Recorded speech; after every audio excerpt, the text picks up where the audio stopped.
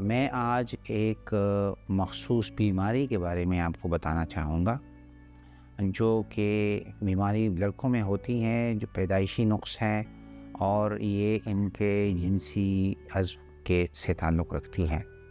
اس میں پیشاب کی نالی جو عضو کے سر پہ کھلتی ہے، اس کی بجائے وہ اس کے نیچے کھلتی ہے۔ اس میں بسا اوقات ٹیڑھا پن بھی ہوتا ہے، تو یہ بچہ پیشاب کھڑے ہو کے نہیں کر سکتا، اور اسکول میں عموماً پھر ان کو شرمندگی کا سامنا کرنا پڑتا ہے، اور بعض اوقات پھر ان کو پیشاب کرنے میں مسئلہ ہوتا ہے، بار بار انفیکشن بھی ہو سکتی ہے، اور خصوصاً بلوغت کے بعد پھر شادی شدہ زندگی گزارنا ان کے لیے مشکل ہو جاتا ہے۔ اس بیماری کو ہائپوسپیڈیاس کہتے ہیں، اور ہر 125 سے 200 لڑکوں کی پیدائش پہ ایک لڑکے کی پیدائش میں یہ مرض سامنے آتا ہے۔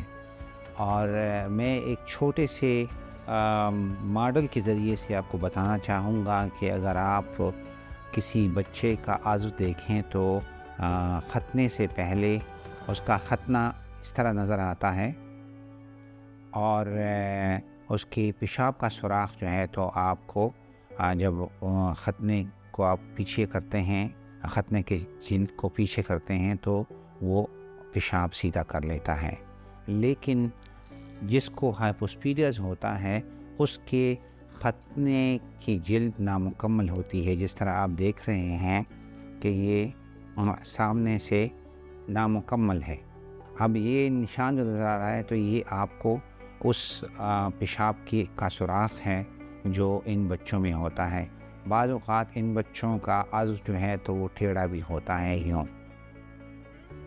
یہ بیماری پوری دنیا کے لیے ایک مسئلہ بنی ہوئی تھی 20 سال پہلے تک۔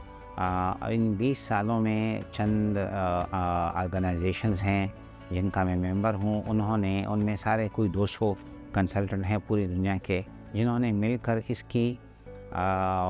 اس پر تحقیق کی، اور اس کے لیے کوئی 350 سے زیادہ آپریشن ہوتے تھے، اب وہ 3-4 آپریشنوں تک محدود ہو گئے ہیں۔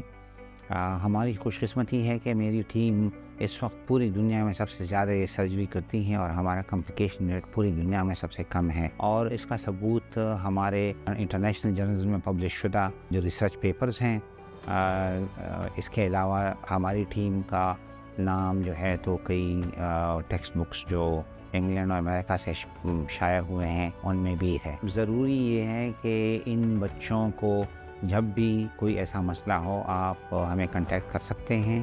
اس کا خاطر خواہ علاج ہوتا ہے۔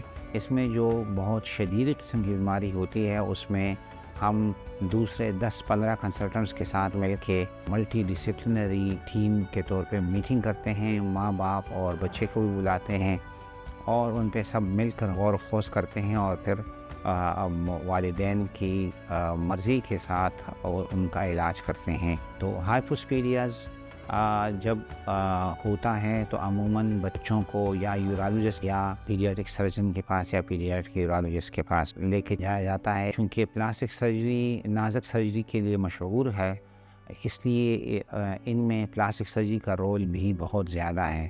اور اس وقت جو سب سے بڑی تعداد ہائپوسپیڈیاس کی ریپیئر کی ہے وہ نارتھ ویسٹ ہی میں ہو رہی ہے۔ اس وقت ہمارے پاس پورے پاکستان سے مریض آ رہے ہیں۔